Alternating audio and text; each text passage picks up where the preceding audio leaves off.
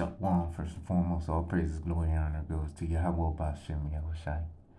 Bashem Makakadash, double honors to the elder apostles at Great Millstone that taught us this true salutation on Yakim. Pushing this word day in and day out, doing this quick lesson on Lake Lanier. Lake Lanier, officially Lake Sidney Lanier, is a reservoir in the northern portion of the U.S. state of Georgia. Alright, so what's interesting about Lake Lanier, they basically saying that this is no man's land. This is like the Bermuda Triangle of lakes, man. Alright. Which is, definitely believable because you have spiritual high points, man. Like the Bermuda Triangle, man. All across the earth, but especially here in America, man. Alright, you got spiritual high points that, people aren't supposed to set foot on, man. Because really, these spiritual high points are supposed to be sacred land, man. All right? Sacred land, sacred waters, whatever you want to call it, man. Even sacred airways, all right? That the Most High and the Son don't want men to step foot on. And when you do go over there, you'll get jacked up by, whatever beast that's there, whatever weather phenomenon that's there, or even animals, man. Animals, even spirits. This is man electrocuted after jumping into haunted lake, all right, Lake Lanier, in the foothills of northern Georgia mountains, man. All right, it says after decades of spooky tales haunting it, let's see, what are the spooky tales? You got people seeing so-called ghosts, all right.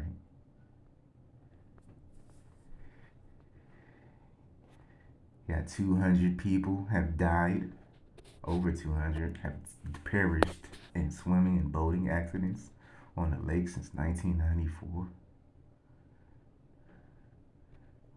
And the Netflix drama Ozark, which has its own high body count, film scenes at the lake, alright?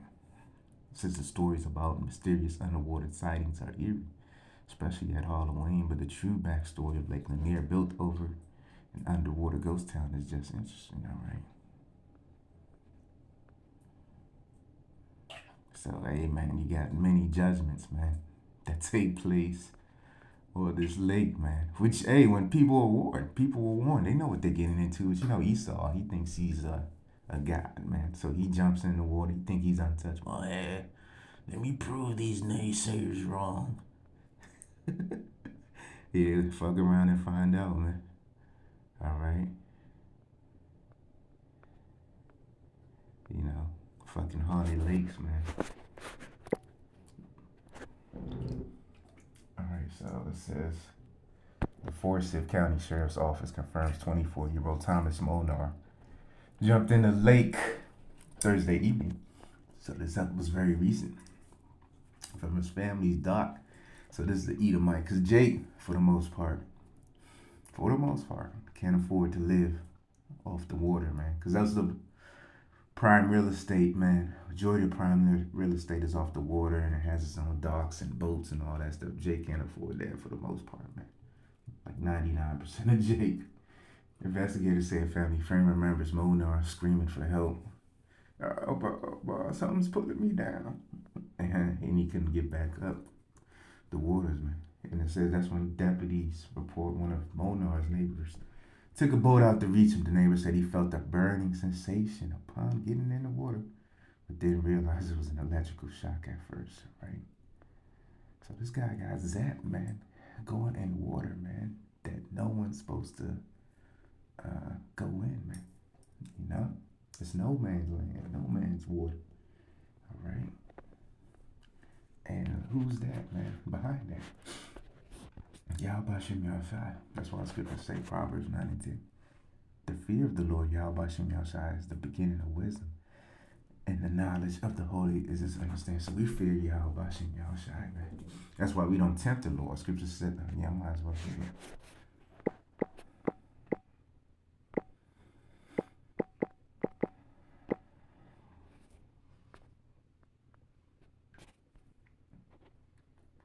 This Matthew 4 and 7, Yahweh I said unto him, it is written again, thou shalt not tempt the Lord thy power.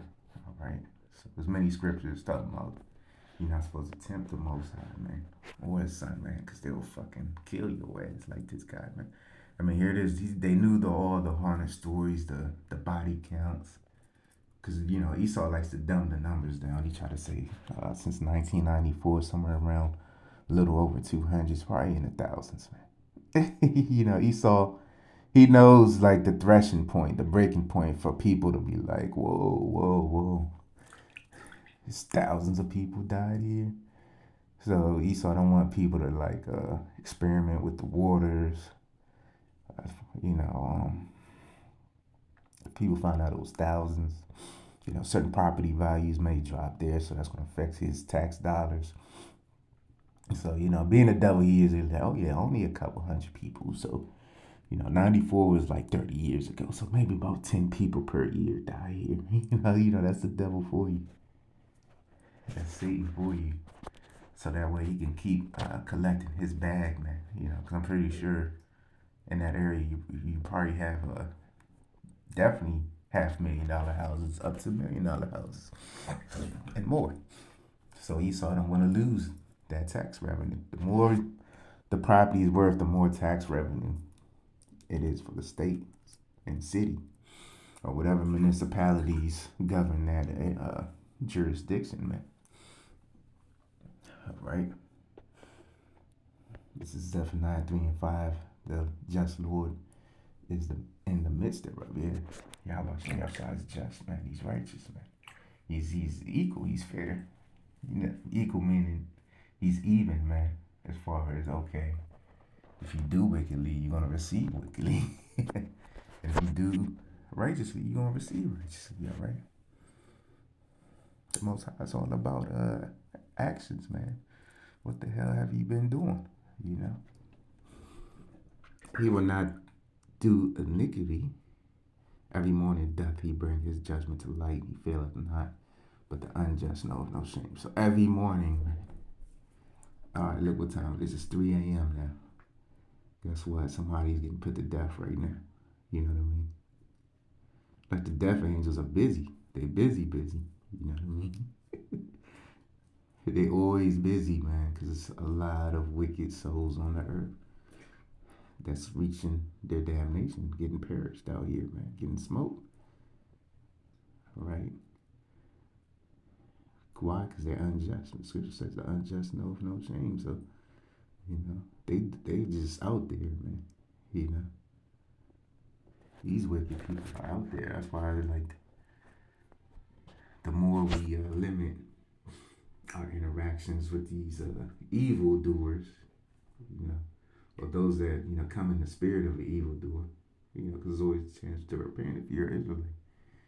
It's best to limit our interactions with them, man. After we give them the warning, that's it. The scripture say after 2 or 3 admonitions, roughly paraphrasing, leave them alone. All right. So after we warn them a couple times, that's it. All right. These people, they just sheep led to the slaughter anyway, and we'll see it real soon when this virtual currency comes out in the form of the mark of the beast, which is going to be a physical implantation, man, in your flesh.